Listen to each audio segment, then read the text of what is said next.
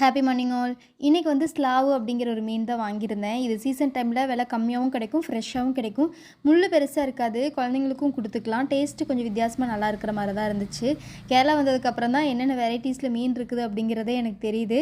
இன்றைக்கி வந்து நம்ம ஊர் ஸ்டைலில் கொஞ்சம் வித்தியாசமாக செஞ்சுருந்தேன். கொஞ்சமாக வெங்காயம், பூண்டு, இஞ்சி இதெல்லாம் போட்டு நல்லா வதக்கிட்டு தக்காளி 2-3 சேர்த்துக்கலாம். காரத்துக்கு மிளகாய், மிளகு இது மட்டும்தான் சேர்த்த போகிறோம். எந்த அளவுக்கு காரம் வேணுமோ அந்தளவுக்கு மிளகா போட்டுட்டு கூட மிளகு, ஜீரகம், மல்லி இதெல்லாம் போட்டு ஒரு மசாலா கன்சிஸ்டன்சிக்கு வரும்ல அந்த மாதிரி போட்டுட்டு நல்லா வதக்கிட்டு தேங்காய் கொஞ்சம் போட்டு நல்லா எந்த அளவுக்கு வதக்குறோமோ அந்த அளவுக்கு குழம்பு நல்லா டேஸ்ட்டாக இருக்கும். நல்லா வதக்கி அரைச்சி திரும்பவும் தேங்காய் எண்ணெய் சேர்த்து கடுகு கருவேப்பிலாம் போட்டுட்டு நம்ம அரைச்சி வச்ச பேஸ்ட்டையும் போட்டு புளி எந்த அளவுக்கு தேவையோ அந்த அளவுக்கு சேர்த்துக்கலாம். குடம்புளி தாண்டி நம்ம ஊர் புளி போட்டோம் அப்படின்னா இன்னும் டேஸ்ட்டு சூப்பராக இருக்கும் இந்த மாதிரி வைக்கிறதுக்கு. நல்லா கொதிச்சு வந்ததுக்கப்புறமா மீன் போட்டுட்டு மீன் வெந்ததையும் ஆஃப் பண்ணிட்டோம் அப்படின்னா ஒரு சூப்பரான மீன் குழம்பு ரெடி ஆகிக்கும். ட்ரை பண்ணி பாருங்கள். நான் பழகினது கேரளாவில் தான், அதனால் தமிழ்நாட்டில் வைக்கிற ஸ்டைலை ரொம்ப மிஸ் பண்ணுவேன். நெக்ஸ்ட் ஒரு வேறு வீடியோவில் பார்க்கலாம். தேங்க்யூ.